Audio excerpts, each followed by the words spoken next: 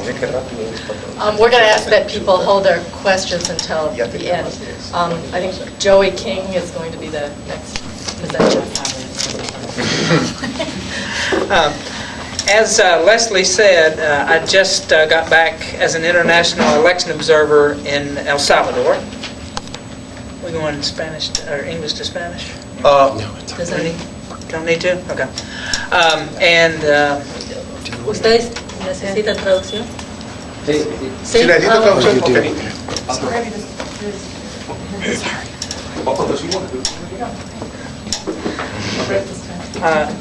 And it's probably best to begin a discussion of El Salvador starting about 1980 with recent history.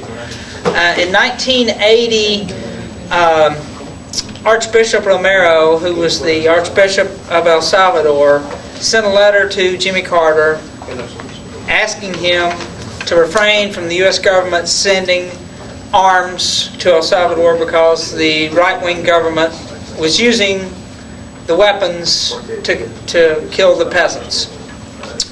And he was assassinated in March of 1980. That's kind of the unofficial beginning of the Civil War. And he was assassinated by the right wing, as she said, by the Arena Party. And it kind of started a series of events that began the Civil War in El Salvador. He was assassinated while giving Mass in his church. I've got some pictures of it over here if anybody wants to take a look at it.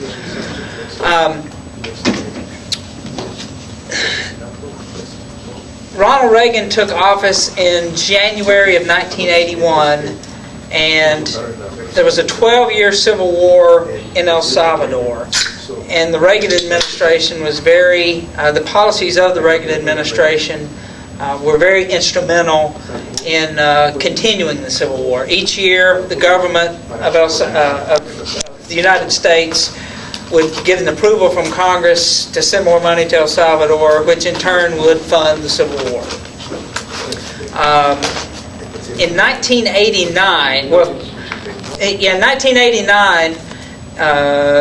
under the first George Bush, 6 Jesuit priests and their housekeeper and her daughter were assassinated at the University of Central America. That was kind of the unofficial ending of the Civil War. There was about 3 years of negotiations afterwards, internationally through the United Nations, that ended it in 1992. In 92, when the peace accords were signed, part of that framework was the FMLN, which had been the guerrilla movement, which I did forget to mention. In 1980, they formed 5 guerrilla groups formed into one, which is the FMLN. They became a political party. So the first elections in El Salvador were in 1994. And as part of that framework of the peace accords, international observers could come into El Salvador to observe the elections to make sure that they were free and fair. Veterans for Peace, the group to which I belong, has sent members in all 9 elections since 1994. This is my first election going there. Gradually, the FMLN has gained more momentum, gained more seats in the national legislature, and for city governments, county governments, that kind of thing, and the local governments, they've gained more power. This year, in January, the elections for the Congress, the FMLN gained more seats than any other party, but not a majority. And in March, the FMLN candidate, Mauricio Funes, won the candidacy. Now, Funes is kind of unique in that he is a new member of the FMLN. He was a CNN reporter and a local radio reporter. He was not a guerrilla fighter.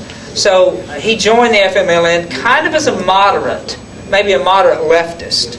The vice presidential candidate is an old guerrilla fighter. So there's a little bit of debate now as to whether the FMLN is going to take a more left or a center-left kind of movement.